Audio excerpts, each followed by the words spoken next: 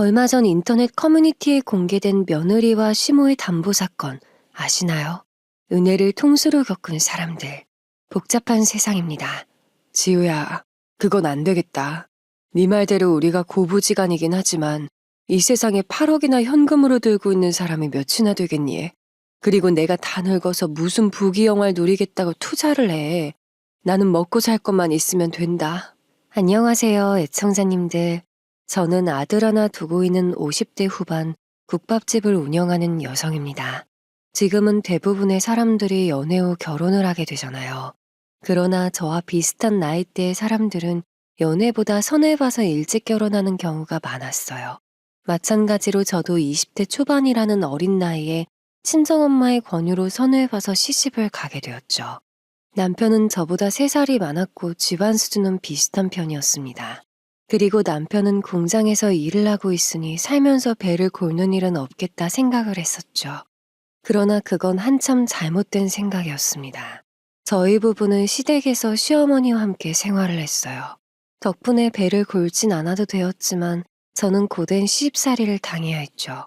얼음장 같은 물에서 손빨래를 하는 것은 물론이고 농사일을 하시는 시어머니를 따라 매일같이 밭에 나가 일을 해야 했습니다. 예, 너는 왜 이렇게 행동이 굼뜨니? 빨리 네 남편 밥 차려주고 밭에 나가서 잡초라도 뽑고 있지 않고. 그리고 너 오늘 들어와서 이불 빨래 좀 해라. 쿰쿰한 냄새가 나서 못 살겠어. 네, 어머니. 일단 정우부터 밥 먹이고 재운을 할게요. 아까부터 배고프다고 자꾸 울어서요. 저는 정신없는 와중에 어린 아들도 살펴야 했죠.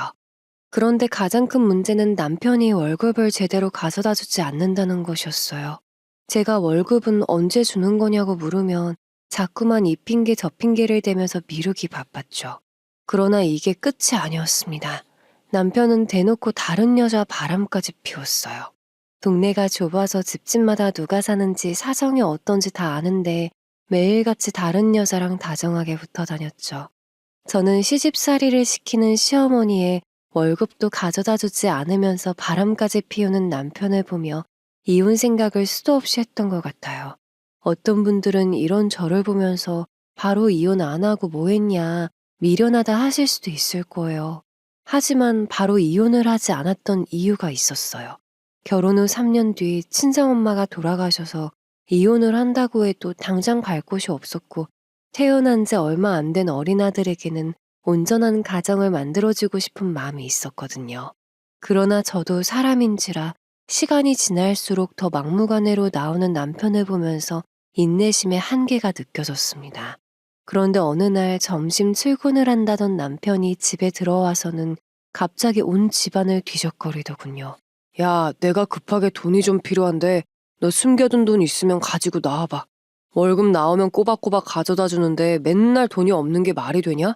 아, 빨리 돈 가지고 나오라고. 내가 숨겨둔 돈이 어디 있어. 그리고 오빠가 언제 월급을 꼬박꼬박 가져다 줬다고 그래? 돈 안 준 지 몇 달 됐잖아. 그나마 어머니가 있어서 입에 풀칠이라도 하고 있구만. 갑자기 일하다 말고 찾아와서 이게 무슨 난리야. 그날 남편은 한참 동안 온 집안을 뒤엎으면서 난리를 쳤죠. 그러나 저는 끝까지 돈이 없다고 버텼고 결국 남편은 온갖 성질을 내면서 집을 뛰쳐나갔습니다. 그런데 그날로부터 2일 뒤 저희 집에는 사채업자들이 들이닥쳤어요. 무슨 일인데 여기까지 찾아왔냐고 물었더니 남편이 본인한테 5천만 원을 빌려갔는데 이자도 내놓지 않고 도망만 다닌다고 하더군요.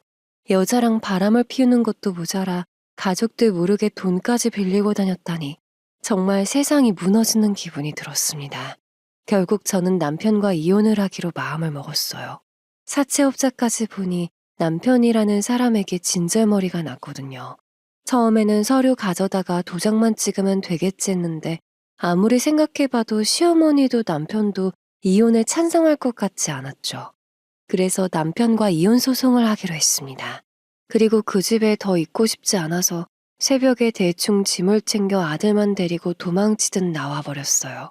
친정엄마도 몇 년 전에 돌아가시고 어디로 가야 하나 막막했는데 다행히 고향에 있는 친한 언니에게 전화를 했더니 당장 오라고 하더군요. 친한 언니는 방을 내어주는 것은 물론 이혼 소송에서 이길 수 있게 변호사까지 소개해주면서 도와주었죠. 덕분에 저는 남편에게 위자료에 양육비까지 받으면서 생활할 수 있게 되었습니다. 그리고 저는 남편에게 받은 위자료로 고향 언니와 함께 돈을 모아서 국밥집을 하게 되었어요. 사실 아르바이트라고 해서 아이를 키워야 하나 싶었는데 저에게 요리 솜씨가 있는 것을 알고 있는 친한 언니가 가게를 하자고 먼저 제안을 했거든요. 윤호가 너만 괜찮으면 나랑 돈 모아서 가게 차려보지 않을래? 너 어차피 고향에서 지낸다고 했으니까 나랑 국밥집이나 하면서 살자. 요리 솜씨 좋은 너는 국밥 말고 나는 배달이나 설거지 같은 허드렛 일하면 될 것 같은데. 갑자기 가게를 하자고? 그것도 국밥을? 한 번도 생각 안 해봤는데. 알았어, 해볼게. 갑작스러운 제안에 저는 조금 당황하기도 했지만 오랫동안 알고 지내온 사이기에 믿고 한번 해보기로 했습니다. 사실 당장 일을 구해서 나갈 수 있다고 해도 어린 아들을 맡길 곳도 없고 어떻게 해야 하나 고민을 했었어요. 그런데 언니 말을 들어보니 차라리 국밥집을 하며 가까이에서 아들을 돌보는 게 나을 것 같았죠. 그래서 언니의 제안을 받아들이게 되었습니다. 그리고 얼마 후 좋은 곳을 골라서 국밥집을 열게 되었어요. 그런데 국밥집을 오픈한 지 일주일 정도 되었을 때 어떻게 알았는지 전 시어머니가 쫓아와서 아주 난장판을 만들더군요. 네가 감히 내 아들 돈을 가져다가 국밥집을 차려? 내 아들은 지금 사채업자들한테 빌린 돈 갚느라 정신이 없는데 너는 이딴 가게를 차려 혼자 잘 먹고 잘 살겠다 하냐고. 너네가 망하게 만들 거야. 피눈물 흘리게 할 거야. 저는 법원 판결 받고 정당하게 받은 위자료예요. 제가 국밥집을 차리던 반찬 가게를 차리던 어머니가 신경 쓰일 일 아니라고요. 그러니까 이제 영업방해 그만하고 제 가게에서 나가주세요. 제가 단호하게 이야기를 하자 시어머니는 수저통을 던지고 의자들을 넘어뜨리면서 아주 날뛰었어요. 그러자 친한 언니는 뒤에서 상황을 가만히 지켜보고 있다가 도저히 참지 못하겠다면서 전 시어머니를 힘으로 끌고 가 가게에서 내쫓아버리곤 문을 잠궈버렸죠. 그리고는 한 번만 더 찾아오면 그때는 내쫓는 걸로 안 끝난다고 영업방해로 경찰에 신고를 하겠다고 했습니다. 그날 이후 전 시어머니는 국밥집에 다시는 발걸음을 하지 않았어요. 친한 언니가 제 일처럼 나서준 덕분에 시어머니를 쉽게 해결할 수 있어 너무 고마웠습니다. 사실 저는 가게가 망하면 어쩌지라는 생각에 걱정이 많았습니다. 그러나 하늘이 도와주는 것인지 시간이 지날수록 단골 손님이 많이 생겼고 매일같이 점심때마다 문전성시를 이루었죠. 게다가 배달까지 하면서 돈을 쓸어 모은다는 게 뭔지 몸소 경험을 했던 것 같아요. 친한 언니와는 정확하게 수익을 반씩 배분했고 저는 그 돈으로 하나 있는 아들을 지극정성으로 키웠습니다. 덕분에 아들은 잘 자라서 이름만 들으면 알 수 있는 중소기업 경영팀에 들어가 일을 하게 되었죠. 그리고 저는 30평짜리 아파트를 구매해 들어가게 되었고 꼬마 건물까지 사들여서 매달 임대 수익을 받으며 여유롭게 생활하고 있었어요. 이렇게 계속 행복한 일들이 생겨나게 되니 예전과는 달리 인생이 재미있게 느껴졌던 것 같습니다. 그런데 좋은 일은 한꺼번에 온다고 하더니 그 말이 딱 맞더라고요. 아들이 29살이 되던 해에 갑자기 찾아와서 며느리가 될 사람이라며 집에 여자 한 명을 소개시킨 적이 있었습니다. 미리 연락이라도 줬으면 음식이라도 만들어 놨을 텐데 마음이 급했는지 언질 한마디 없이 와서 조금 당황했었죠. 아이고, 먹을 만한 게 없네. 우리 정우가 엉뚱한 편이라 갑자기 이렇게 일 저지르는 게 있어요. 다음번에 오면 내가 맛있는 걸로 차려줄게요. 그나저나 둘이 결혼을 하겠다고? 지금 무슨 일 하고 있어요? 아니에요. 제가 갑자기 찾아와서 놀라셨죠? 미리 연락을 드리고 왔어야 하는데 마음이 급해서요. 지금 저는 가방 사업을 하고 있어요. 제가 어머니 선물로 직접 디자인한 가방 가져왔는데 한번 보실래요? 며느리는 가방 사업을 하고 있다면서 본인이 디자인한 가방을 선물로 가져왔다며 저에게 내밀었어요. 급하게 오면서도 선물까지 준비해서 왔다는 게 마음이 너무 예쁘고 고맙더라고요. 이후 저는 두 사람과 식사를 하면서 본격적으로 이런저런 이야기를 나누게 되었죠. 두 사람은 아들 대학교 선배 소개를 통해서 처음 만나게 되었다고 했어요. 4살의 나이 차이가 있지만 서로 대화도 잘 통하고 성격이 비슷해 금방 친해지게 되었다고 했습니다. 그리고 며느리는 대학교 내내 아르바이트를 하면서 모은 돈으로 사업을 시작했다고 하더라고요. 나름 입소문을 타서 사업소와는 괜찮다고 했죠. 저는 며느리가 참 착하고 싹싹한 게 마음에 쏙 들었던 것 같아요. 다만 흠이 조금 있다면 며느리 부모님이 일찌감치 이혼을 하셨다는 것이었습니다. 며느리의 아버지는 재혼을 하신 상태로 새어머니가 데리고 온 씨다른 언니도 하나 있다고 했어요. 그래도 새어머니와 본인이 잘 맞는 편이었고 언니와도 원만하게 잘 지낸다고 했죠. 사실 며느리가 그런 가정에서 자랐다는 게 조금 놀라기는 했지만 따지고 보면 아들도 저와 둘이 살아왔기 때문에 두 사람의 결혼을 굳이 반대할 이유는 없었어요. 무엇보다 며느리가 직접 모은 돈으로 사업을 시작했다고 하니 경제관념이 있는 듯해서 안심이 되었습니다. 그래서 저는 두 사람의 결혼을 바로 허락했어요. 아들 내외는 회사를 다녀야 하니 서울에서 신혼집을 차리게 되었죠. 멀리 살다 보니 이제 명절 때나 가끔 보겠거니 싶어서 약간은 아쉽고 서운한 마음이 있었는데 며느리는 저에게 참 잘하더군요. 아무래도 시댁에 찾아오는 게 불편하고 싫을 텐데도 며느리는 매주 주말마다 저를 찾아왔습니다. 지호야, 오늘도 여기까지 온 거야? 평일에 일하느라 피곤했을 텐데 주말에는 좀 쉬지. 여기 꿀 발라놓은 것도 아니고 왜 왔어? 앞으로는 무리 안 해도 돼. 어머니 적적하실까봐 왔죠. 혹시 제가 여기 오는 게 싫으신 거예요? 저 다시 서울로 올라갈까요? 저 1시간 반을 달려왔는데 어머니가 싫다면 어쩔 수 없죠. 며느리는 제가 왜 왔냐고 무리해서 안 와도 된다고 얘기를 하면 서운한 티를 팍팍 내면서 애교를 부려댔어요. 저는 그 모습이 참 귀엽고 예쁘더군요. 친한 언니도 저와 같이 국밥집을 하다 보니 가끔씩 며느리를 봤었는데 항상 싹싹하고 애교가 많아 예쁘다면서 엄마 미소를 지었습니다. 그리고는 집으로 돌아갈 때마다 뭐 하나라도 더 챙겨주려고 했죠. 그러면서 저에게 며느리 기가 막히게 잘 들였다고 본인은 언제 그런 사위를 얻어보냐면서 부럽다 얘기하더라고요. 무엇보다 두 사람이 결혼을 하게 되고 아들도 참 많이 바뀌었어요. 예전보다 훨씬 얼굴이 환해졌고 행복해 보였습니다. 그래서인지 어른들이 집에 사람을 잘 들여야 한다고 했던 말이 생각나더군요. 며느리가 저희 집안에 시집을 오고 나서 저도 그렇고 주변 사람들도 밝아졌고 웃는 날이 많아졌거든요. 그렇게 아들이 결혼한 지 6년이라는 시간이 지났어요. 그 사이에 저는 2살짜리 손주가 생겨 할머니가 되었죠. 그런데 그 시점에 며느리에게 힘든 일이 참 많았어요. 바깥 사돈이 치매 판정을 받고 요양원에 들어가시게 되었거든요. 며느리가 바깥 사돈을 많이 의지하고 좋아했는데 일이 그렇게 되니까 많이 힘들었는지 눈물을 자주 흘렸습니다. 그런데 악재는 겹친다는 말이 있잖아요. 하필이면 그때 며느리의 사업도 힘들어져서 힘든 시간을 보내야 했죠. 바깥 사돈이 그렇게 되신 후 며느리는 매주 요양원에 가느라 저를 자주 찾아오진 못했어요. 그런데 어느 날 평일에 며느리가 다급한 발걸음으로 국밥집에 찾아왔습니다. 어머니, 혹시 저희 회사에 8억만 투자해 주시면 안 될까요? 지분을 많이 가지고 있는 투자자가 갑자기 돈을 회수하겠다고 하네요. 제가 죽을 만큼 노력해서 높은 수익 가져가실 수 있게 할 테니 좀 도와주세요. 지우야, 그건 안 되겠다. 네 말대로 우리가 고부지간이긴 하지만 이 세상에 8억이나 현금으로 들고 있는 사람이 몇이나 되겠니? 그리고 내가 다 늙어서 무슨 부귀영화를 누리겠다고 투자를 해. 나는 먹고 살 것만 있으면 된다. 사실 며느리가 갑자기 찾아와서 돈 좀 해달라고 했을 때 겁부터 나더군요. 며느리는 돈 욕심이 전혀 없었기 때문에 6년 동안 이런 이야기를 꺼낸 적이 없었거든요. 대체 무슨 일인데 저에게 찾아와서 돈 얘기를 하나 했더니 며느리 회사에 투자를 한 투자자가 가방 사업은 수익성이 많지 않다면서 돈을 회수하겠다고 했답니다. 사실 제가 투자자 입장이라고 한다면 며느리의 가방 회사에는 투자를 안 할 것 같긴 해요.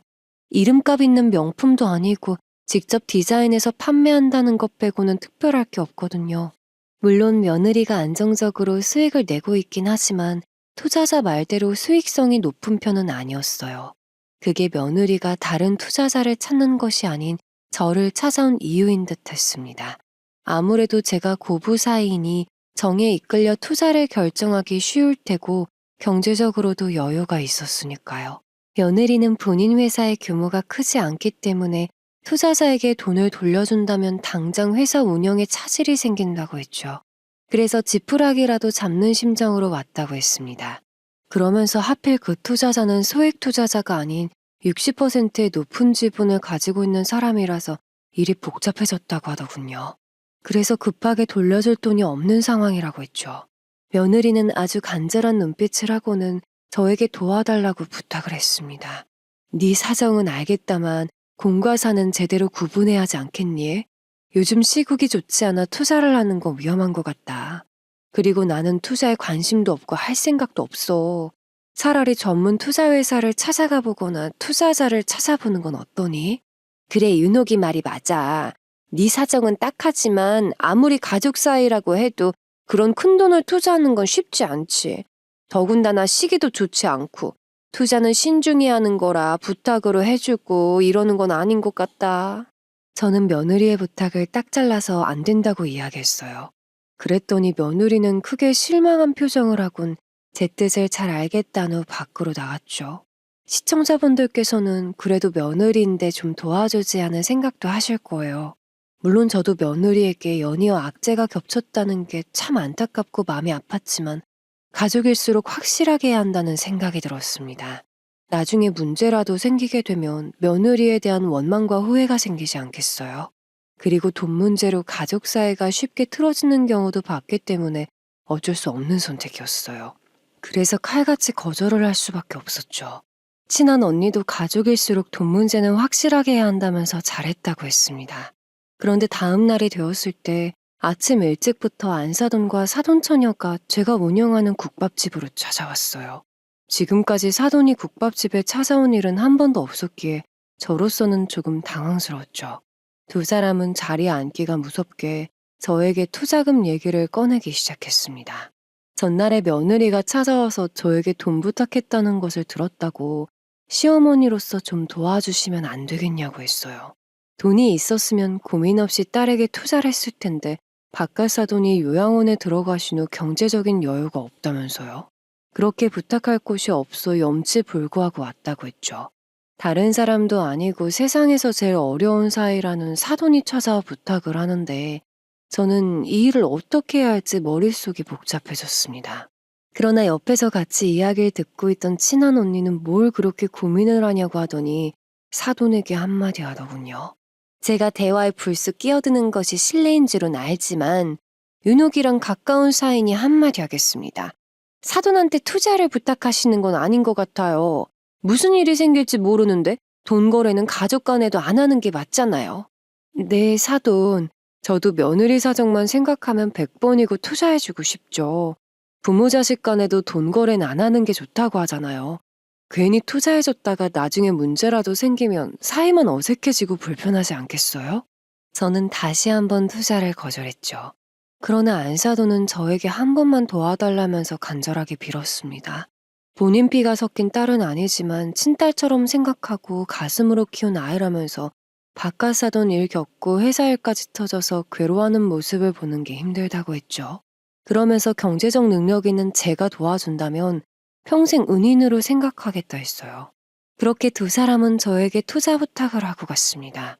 그런데 끝내 거절을 하고 사돈을 보내니까 괜히 마음 한구석이 불편하더군요. 사돈까지 국밥집에 찾아와 부탁을 할 정도로 상황이 꽤 심각한 건가 싶기도 했죠.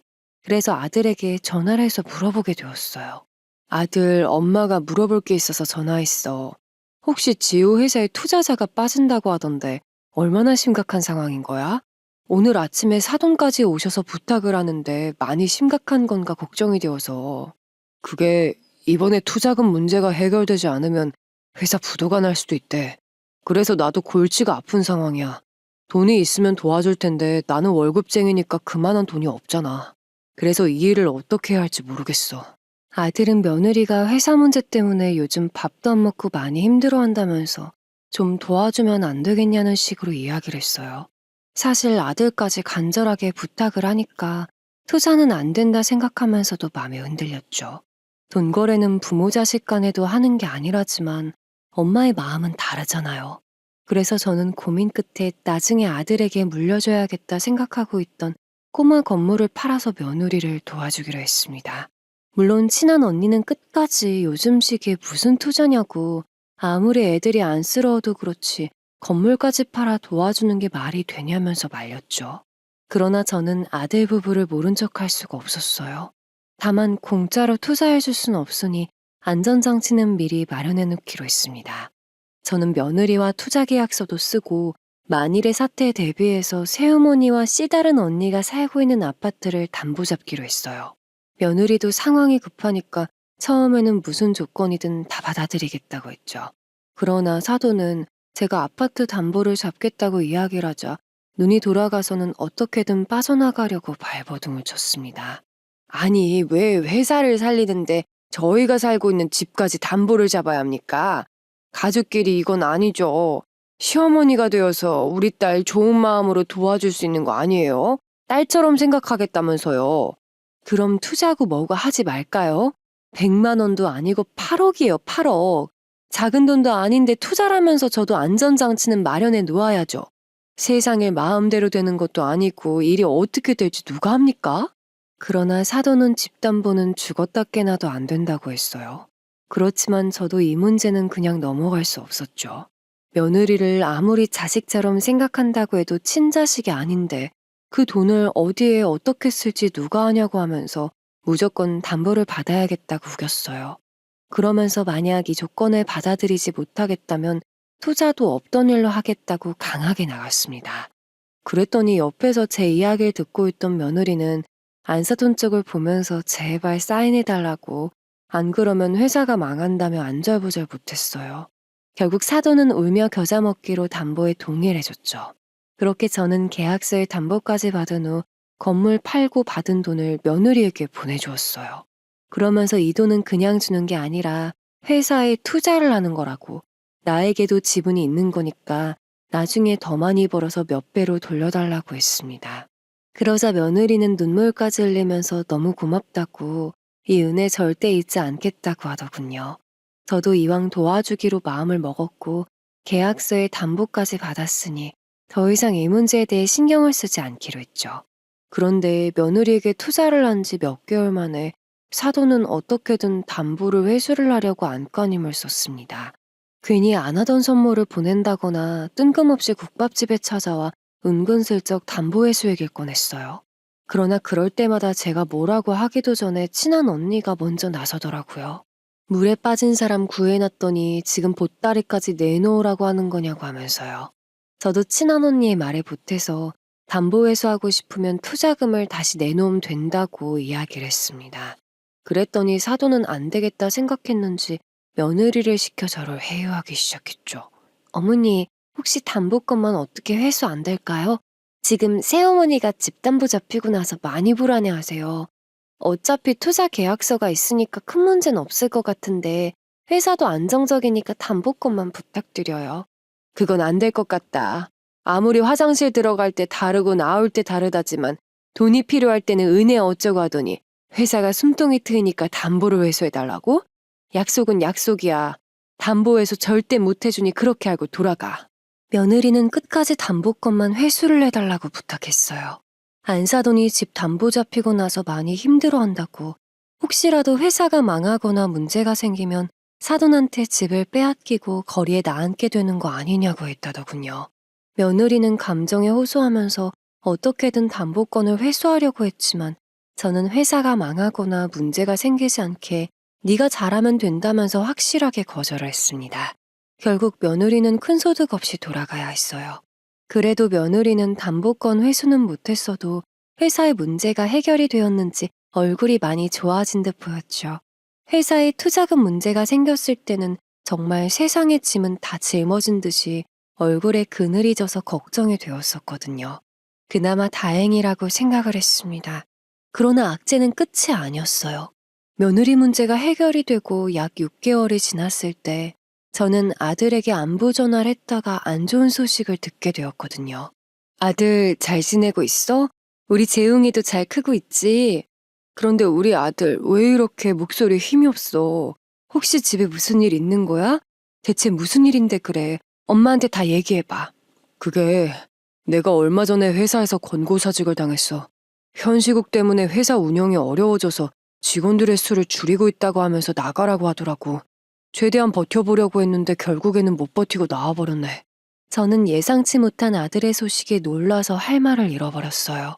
한창 회사에서 일하고 뛰어야 할 젊은 나이에 권고사직이라뇨. 정말 믿을 수가 없었습니다. 갑작스러운 일에 저도 놀랐지만 혹시나 며느리가 구박이라도 하지 않을까 걱정부터 되었던 것 같아요. 물론 그런 짓을 할 만한 사람이 아니라는 것을 알고 있지만 안 좋은 일을 계속 겪다 보면 사람이 예민해질 수가 있잖아요. 그러다 보면 본인은 그럴 생각이 아니었음에도 말이 강하게 나간다거나 아무것도 하지 않는 아들이 미워질 수도 있다고 생각했습니다. 저는 아들의 이야기를 듣고 난 후 걱정이 되어 며느리와 따로 통화를 했어요. 그래도 다행히 며느리는 어차피 본인이 돈을 벌고 있으니 먹고 사는데 문제가 없다면서 괜찮다고 하더군요. 게다가 저희 아들은 능력이 있으니까 금방 재취업이 될 거라면서 오히려 저를 걱정해 주었습니다. 저는 아들의 문제를 아무렇지 않은 듯 받아들이고 이해해주는 며느리가 너무 고마웠어요. 그러나 권고사직을 당해 회사를 그만두게 되었다는 아들이 자꾸 신경 쓰이더군요. 또 며느리가 당분간 혼자 가정을 책임져야 하니까 미안한 마음도 있었습니다. 그래서 저는 아들 부부가 좋아하는 음식들을 만들어서 집에 찾아가게 되었어요. 오랜만에 다 같이 모여 고기라도 구워 먹으면서 저녁 식사를 해야겠다는 생각을 하고 갔죠.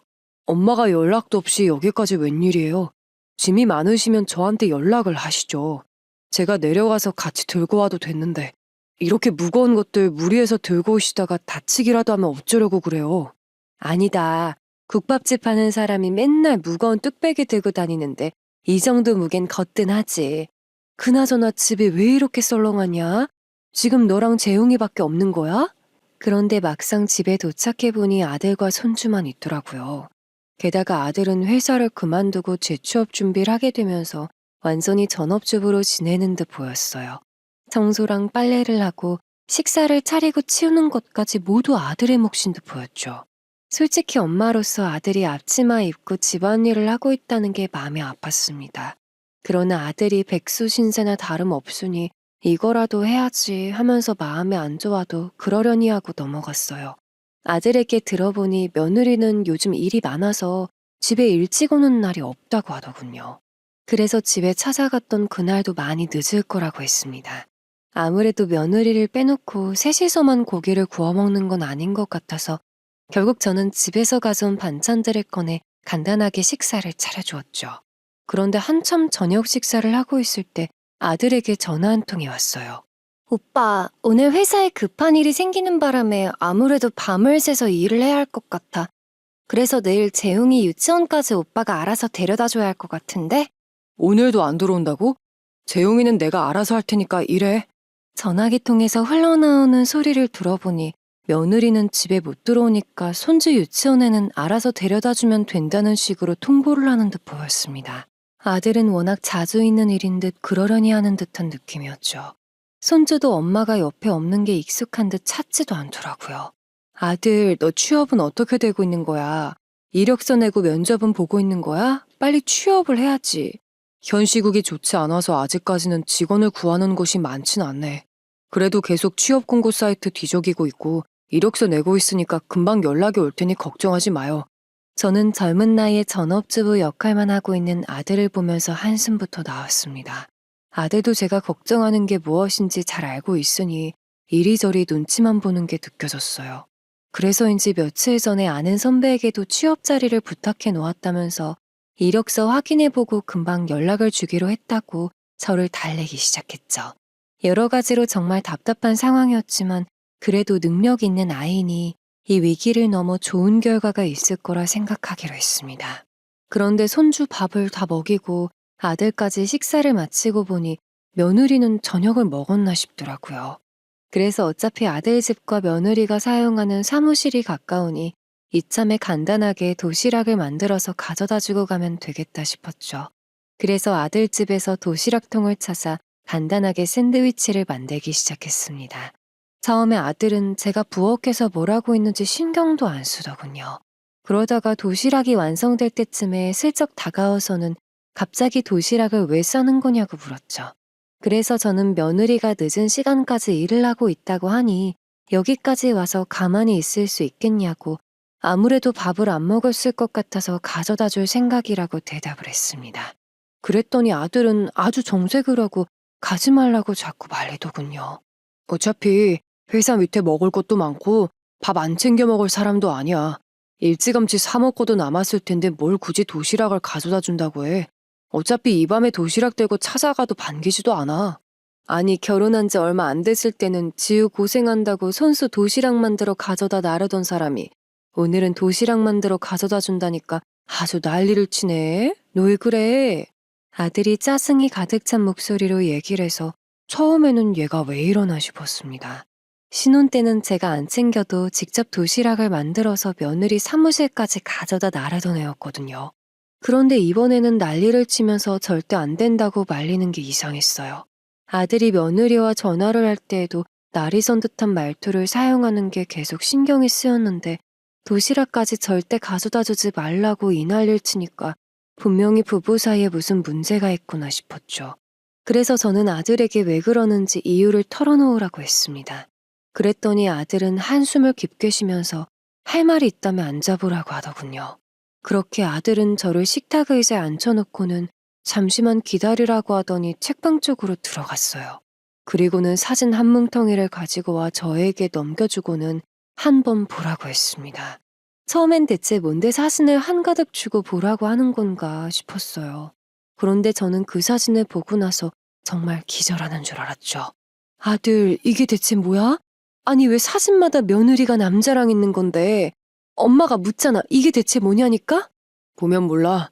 재용이 엄마가 남자랑 바람을 피우고 있는 사진이잖아. 나 그동안 재용이 엄마 밖에서 이러고 다니는 거 다 찍어놨어. 얘 지금 남자에 미쳐서 제정신 아니야. 나 이 여자랑 못 살겠다 판단했고 곧 이혼 소송 걸 예정이야. 아들이 저에게 보여준 그 사진에는 며느리가 어떤 남자랑 바람을 저지르는 모습이 담겨 있었어요.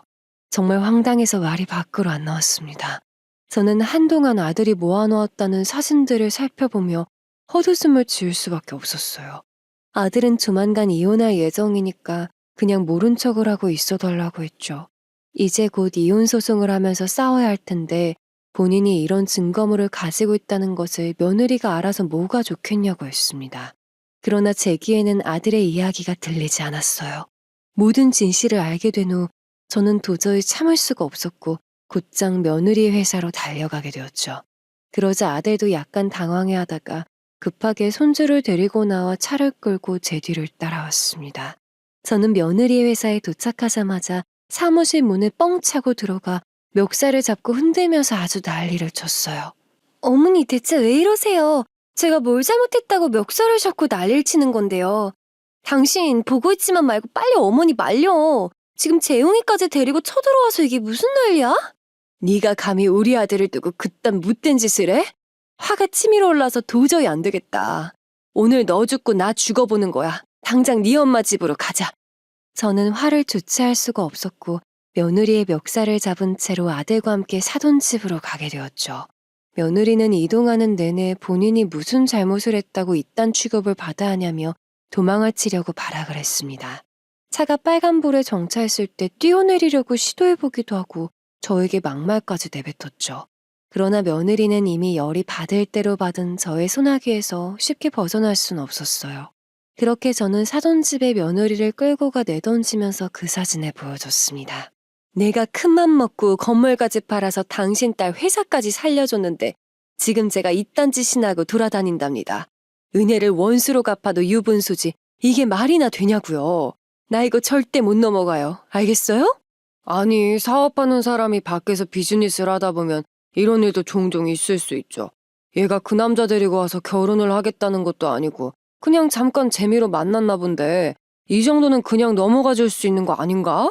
사돈처녀는 며느리가 바람을 피운 게 별일이 아니라는 듯 반응했어요. 그리고 안사돈도 왜 애를 저딴 식으로 끌고 오냐고 큰 소리를 냈죠. 그러면서 사진 속에 있는 애는 딸이 어릴 때부터 잘 알고 지내는 친구라고 했습니다. 결혼했다고 못 만날 사이도 아니고 친구끼리 만나서 스트레스 좀 풀었던 것 같은데 왜 이렇게 예민 반응을 보이냐는 겁니다. 오히려 저를 이상한 사람 취급을 하더라고요. 아마도 두 사람은 며느리의 바람 사실을 애초부터 알고 있었던 것 같았어요. 아들은 뒤에서 이야기를 가만히 듣고 있다가 두 사람의 말도 안 되는 얘기에 어이가 없다는 듯 웃었습니다. 그리고는 제 손에 들려있던 사진 한 장을 꺼내들고 두 사람 얼굴에 들이대면서 지금 이게 친구 사이에 나올 수 있는 모습이냐며 소리를 쳤어요. 그리고 4개월 전부터 며느리가 남자 만나는 것을 알고 있었다면서 이 사실을 알게 된 이후부터 이것저것 증거물을 모아놓으려고 이 사실을 모른 척하며 지냈다고 밝혔죠.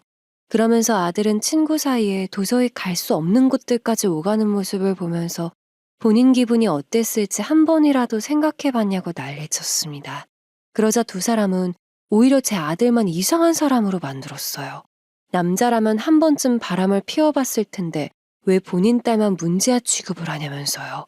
만약 제 아들이 한 번도 그런 짓을 안 해봤으면 남자도 아니라는 헛소리를 했습니다.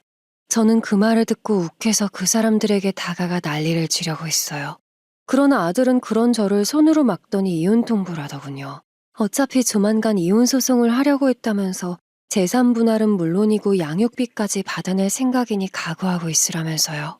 그러자 안 사돈 뒤에 숨어서 끝까지 잘못 인정을 하지 않고 있던 며느리가 얼굴이 새하얘진 채로 벌벌 떨면서 무릎을 꿇고 싹싹 빌기 시작했어요. 여보, 이혼이라니. 내가 잘못했어. 내가 실수한 게 맞아. 이렇게 빌게. 그러니까 이혼만은 다시 생각해주라. 재웅이도 있는데 이혼만은 제발 없던 일로 해줘. 안 그러면 나 죽어. 왜? 이혼 안 하면 뭐가 달라져? 네 빚 해결하려고 우리 엄마 아파트도 빼앗게? 너 그 남자 도와주려고 횡령도 하고 사채도 끌어다 썼더라. 어차피 아들도 내팽개치고 남자랑 놀기 바쁜데 내가 그냥 깔끔하게 이혼해줄게. 돈만 준비하고 있어. 아들의 말에 그들은 망했다며 머리를 부여받은 채 주저앉아 버렸습니다. 그리고 며느리는 울며 불며 아들 다리를 붙잡고 버텼어요. 그러나 아들은 힘을 사용해서 거머리처럼 붙어있는 며느리의 손을 떼어냈고 소파에 누워 잠들어 있는 손주를 안더니 저에게 그만 나가자고 했죠. 그렇게 저는 아들의 손에 이끌려 집을 나가는데 뒤에서 안사돈이 며느리에게 안 들키게 조심히 만나라고 하지 않았냐며 너 때문에 망했다고 원망하는 소리가 들렸습니다. 그렇게 사돈집을 나와 아들의 차를 타고 집으로 돌아가는데 며느리가 횡령도 하고 사채도 썼다는 말이 자꾸 마음에 걸리더라고요. 그래서 아들에게 조심스럽게 그게 무슨 소리냐고 물어보았죠. 그랬더니 아들은 말 그대로 며느리가 그 남자 도와주려고 횡령도 하고 사채도 끌어다 썼다고 투자한 건 계약서를 쓰고 담보도 잡았으니 큰 문제는 없겠지만 최대한 빨리 돌려받으라고 하더군요. 저는 아들에게 알겠다고 그 문제는 제가 알아서 하겠다고 했습니다. 그렇게 다음 날이 다가오고 제 아들은 가까운 변호사 사무실에 찾아가 며느리에게 이혼 소송을 걸었다고 했어요. 그리고 저도 며느리에게 투자금 회수를 진행하겠다고 통보를 했죠. 그랬더니 몇 시간 후 며느리는 다급하게 국밥집에 찾아왔습니다. 그러면서 사정을 털어놓고 두 손 모아 애걸복걸 부탁을 하기 시작했죠. 어머니, 죄송하지만 지금 당장 회수를 해줄 돈이 없어서요. 제가 뼈를 갈아서라도 10년이고 20년이고 어떻게든 돈을 갚을 테니까 조금만 양해해 주시면 안 될까요? 제가 이렇게 부탁드려요. 아니, 그딴 못된 짓을 해놓고 여기가 어디라고 찾아와? 너 그렇게 안 봤는데 정말 실망이다. 어떻게 우리 정우 놔두고 다른 남자랑 그딴 짓을 할 수 있어? 그래놓고 뭐?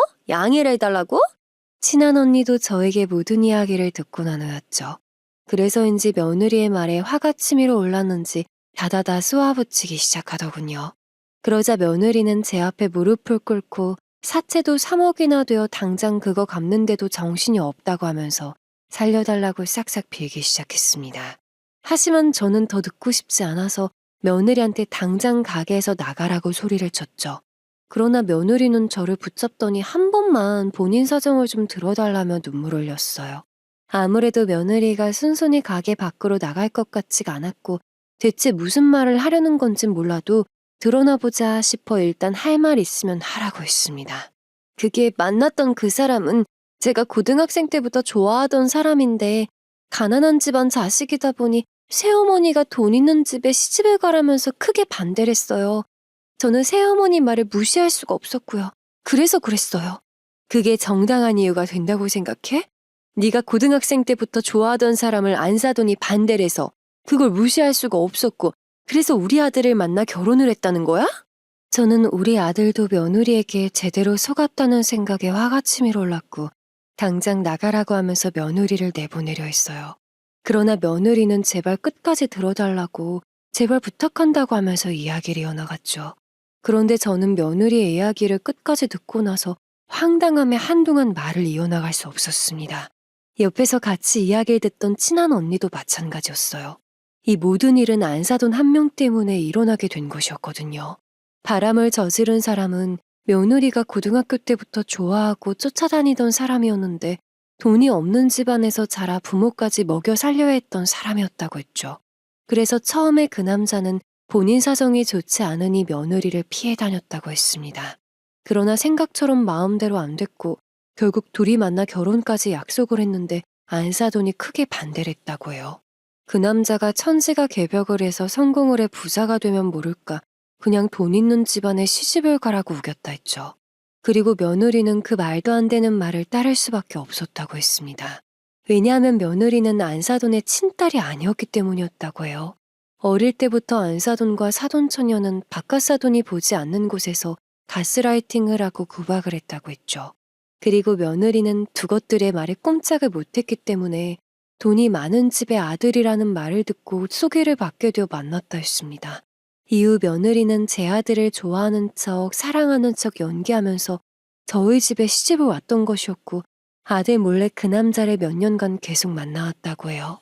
그리고 사랑하지 않는 아들의 아이를 낳게 된 것도 두 것들이 계속 재촉을 했기 때문이었다고 했죠. 두 사람은 계속 결혼 생활 유지를 하고 나중에 저에게서 유산을 한몫되어 오려면 그 집 손주를 낳아줘야 한다고 했다더군요. 그래서 며느리는 두 것들의 말 때문에 아들을 낳게 되었지만 전혀 기쁘지 않았다고 했습니다. 그래서 지금 네 말은 돈 때문에 우리 집에 시집을 오고 아들과 나를 감쪽같이 속여왔다는 거네? 두 것들 말 한마디에 좌지우지 되어서 그 남자를 편하게 만나려고 이딴 짓을 했다는 거 아니야 지금? 그러니까 이거 완전 사기 결혼 아니야? 돈 때문에 모두를 속이고 애까지 낳았다고? 이 집 안 사람들 다 제정신 아니야. 너 남의 눈에서 피눈물 빼면 나중에 천벌받아. 어디 하늘 무서운 줄 모르고 이딴 짓을 해? 며느리가 털어놓은 결혼의 진실을 듣고 화가 났습니다. 귀하게 키운 제 아들이 아무것도 모르고 백녀우 말에 홀려 사기 결혼을 당한 거잖아요. 그런데 저희가 알아야 할 진실은 이게 끝이 아니더라고요. 두 것들은 바깥사돈이 치매 판정을 받아 요양원에 들어간 후로부터 아주 막무가내로 나왔다고 했습니다. 그동안 며느리가 벌어온 돈으로 백화점이나 다니면서 놀고 먹으며 생활을 했다고 했어요. 이뿐만 아니라 며느리 카드를 빼앗아가서 생활비라는 명목으로 펑펑 긁어댔다고 했죠. 아무리 배 아파 낳은 자식이 아니라고 하지만 평생을 키우면서 정이라는 게 생겼을 텐데 어떻게 가슴으로 낳은 딸을 이딴 식으로 대면할 수가 있는 것인지 이해가 되지 않았습니다. 저는 모든 게 혼란스럽고 화가 났지만 가까스로 정신줄을 붙잡고 그럼 횡령이랑 사채는 두 것들 때문에 쓰게 된 거냐고 물었어요. 그런데 그건 또 다른 문제였더라고요. 사실 천지개벽하면 그 남자랑 행복할 수 있다는 생각에 성공을 하도록 도와주려고 돈을 가져다 줬어요. 그런데 새어머니가 버는 족족 돈을 빼앗아 가니까 할 수 없이 투자받은 돈을 횡령해서 도와줄 수밖에 없었고요. 너도 참 답이 없다. 남자 하나 성공시켜 결혼을 하겠다고 투자금을 빼서 도와줘? 설마 너 내 돈을 가져간 것도 그것 때문이냐? 돌려막기 하려고? 너 설마 내 돈 가져가서도 그딴 식으로 썼던 거 아니지? 며느리는 내 돈으로 돌려막기를 한 게 맞다면서 실토를 했습니다. 만나고 있는 남자에게 돈을 가져다 주려고 횡령을 했는데 그게 들킬 위험에 처했고 투자자가 투자금을 회수하기 전에 며느리는 재빠르게 이런저런 핑계를 대면서 저에게 부탁을 해 돈을 가져간 것이었어요. 그런데 더 어이가 없었던 것은 그 남자가 어느 순간부터 가져다 주는 돈을 당연시 여겼는데도 끝까지 도와주려고 했다는 거예요. 그 남자는 어차피 며느리가 돈을 가져다 줄 테니까 마음 놓고 친구들에게 돈을 빌리기 시작했다고 했습니다. 그러나 그런 일이 자꾸 반복되자 친구들은 그 남자와 인연을 끊기 시작했고 결국 사채에도 손을 댔다고 했죠. 그리고 돈을 갚지 않아서 며느리 회사에도 사채업체들이 몇 번이나 쫓아왔다고 했어요. 그 액수도 2억이나 되었는데 거기에 이자까지 1억이 붙어서 총 3억을 갚아야 했다고 했습니다. 그런데도 며느리는 정신을 차리지 못한 듯 그 남자의 돈을 대신 갚아주려고 본인도 사채를 빌려 또 돌려막기를 해줬다고 하더군요. 너는 그게 정상적인 인간이 할 수 있는 짓이라고 생각하냐? 그 남자가 돈 때문에 널 이용해 먹고 있구만. 사채까지 빌려서 그걸 갚아줘? 나는 네 사정 모르겠고 무조건 투자금 회수할 거야. 내일까지 안 내놓으면 바로 소송한다. 어머니, 저도 반성 많이 했어요. 그러니까 한 번만 도와주세요. 제발 투자금 회수만 하지 말아주세요. 제가 무슨 수를 써서라도 갚겠습니다. 이번에 새어머니 집 빼앗기면 저 진짜 큰일 나요. 저는 며느리에게 헛소리 그만하고 당장 내 가게에서 나가라고 했습니다. 그러나 며느리는 끝까지 저를 붙잡고 살려달라며 눈물을 흘려댔죠. 그러자 친한 언니는 힘으로 며느리를 질질 끌고 가서 밖으로 내쫓아냈어요. 하지만 며느리는 끝까지 포기를 하지 않았습니다. 감정에 호소를 하면서 문자를 자꾸 보내오더군요. 본인과 아들 사이에는 자식이 있지 않냐면서 엄마로서 잘못되는 모습을 참아 보일 순 없다고 했죠. 그러면서 본인이 죽을 죄를 지은 것을 잘 알고 있으니 한 번만 도와달라고 했습니다. 제발 투자금 회수 기간만 미뤄달라고 했죠. 그러나 저는 그 문자를 끝까지 무시했어요. 아무리 봐도 며느리가 돌려줄 돈이 없다는 식으로 나오니까 그냥 멍하니 앉아서 기다리고 있으면 안 되겠다 싶더라고요. 그래서 저는 곧장 국밥집 주변에 있는 변호사 사무실에 찾아가 며느리를 사기죄로 고소하게 되었습니다. 그런데 며느리를 고소한 지 얼마 되지 않아서 담보로 아파트가 빼앗길 것을 염려했는지 안사돈과 사돈처녀가 국밥집에 찾아왔더군요. 솔직히 저나 친한 언니나 두 것들 얼굴을 보자마자 열이 받아서 머리채부터 잡으려 했죠. 그러나 두 것들은 들어오자마자 곧장 무릎을 꿇고 살려달라고 빌었습니다. 사돈, 저희 딸을 사기죄로 고소하셨던데 혹시 담보 잡은 거 가져가시려는 거 아니죠? 그건 애 아빠가 저한테 유일하게 남겨준 재산이에요. 그래서 말인데 그거 담보 회수 안 하시면 안 되나요? 네, 사돈 어른. 아파트 빼앗아 가시면 저희 오갈 곳이 없어요. 길거리에 그대로 나앉아 한다고요. 그러니까 투자금은 지우 걔한테 받으시고 빼앗아 가지만 말아주세요. 부탁드려요, 제발. 이 두 것들 정말 대단하다 싶었어요. 사실 저는 국밥집에 찾아왔을 때 무릎을 꿇길래 그래도 딸이라고 용서해달라며 빌지 않을까 하는 생각도 있었습니다. 그러나 완벽하게 제 예상을 빗나갔죠. 친한 언니도 어이가 없었는지 헛웃음을 짓다가 결국 참지 못하고 두 것들에게 대놓고 한 소리 하더라고요. 아무리 피부치가 아니어도 그렇지 어떻게 가족이 소송을 당했다는데 본인들부터 사겠다는 그딴 소리 내뱉을 수가 있어요? 들어보니까 지유가 사업하면서 당신을 먹여 살린 것 같던데 진짜 양심도 없네. 사람은 다 이기적이라고 하지만 배 아파 낳은 자식이 아니라고 해도 이딴 식으로 행동하면 안 되지. 당신 같은 사람들 때문에 이 세상에 있는 착한 계모, 씨다른 가족들이 다 막말을 먹는 거야. 저는 더 이상 들을 말도 듣고 싶은 말도 없어서 두 것들을 가게에서 쫓아내려고 했습니다. 그런데 그 두 것들은 저를 끝까지 물고 늘어지더군요. 절대 아파트만은 빼앗길 수 없다면서 며느리 때문에 생긴 일이니까 걔한테 직접 가서 받으라는 헛소리를 했죠. 아무리 재혼 가정이라고 해도 그렇지 엄마라는 사람이 어떻게 이럴 수 있는 것인지 황당했습니다. 저는 당연히 칼같이 거절을 했어요.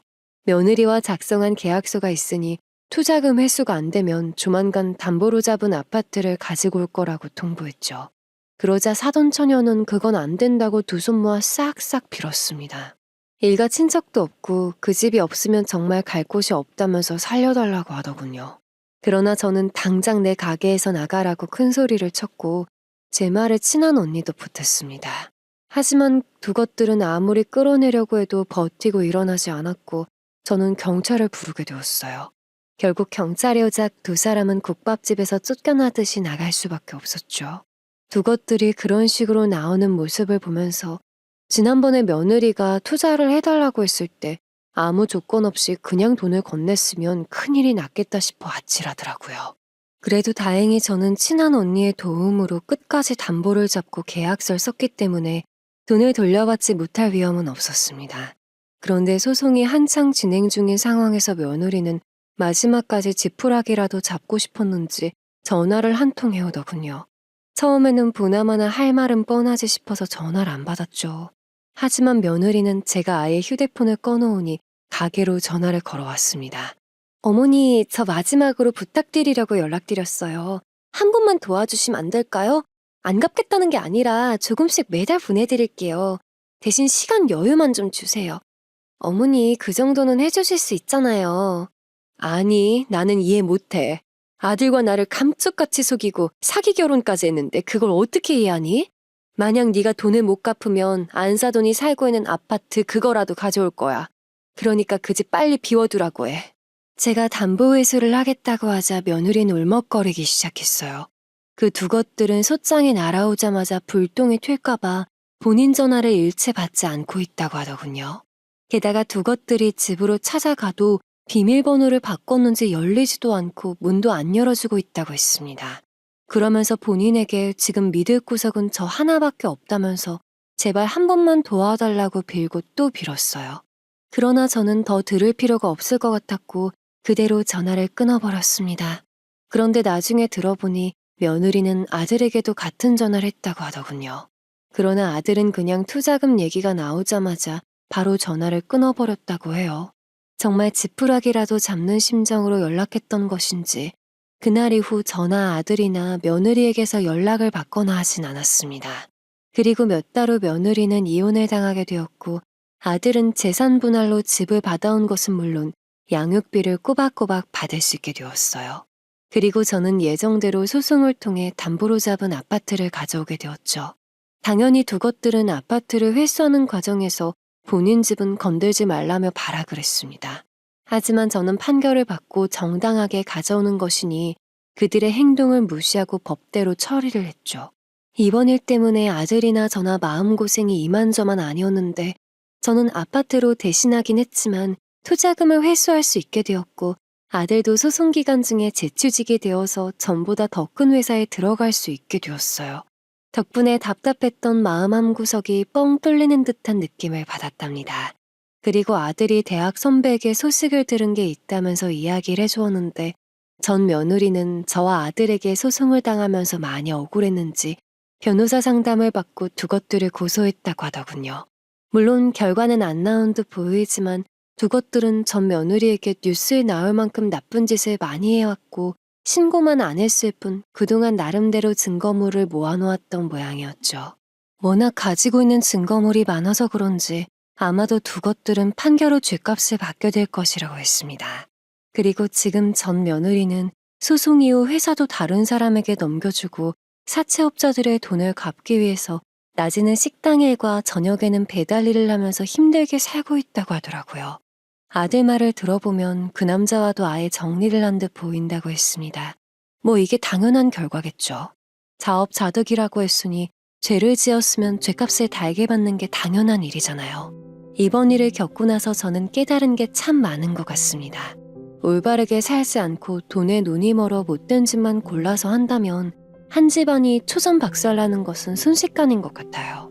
벼는 익을수록 고개를 숙인다는 말이 있는 것처럼 항상 겸손하고 올바른 행동을 하는 게 맞는 것 같습니다. 그래서 저랑 아들은 앞으로 겸손하고 올바르게 살아가기 위해 노력을 하려고요.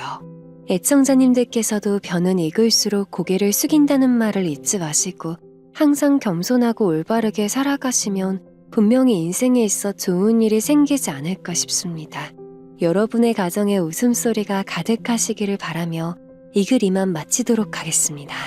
더 기막히거나 놀라운 사연을 듣고 싶으시다면 지금 구독과 좋아요, 알림 설정 부탁드려요.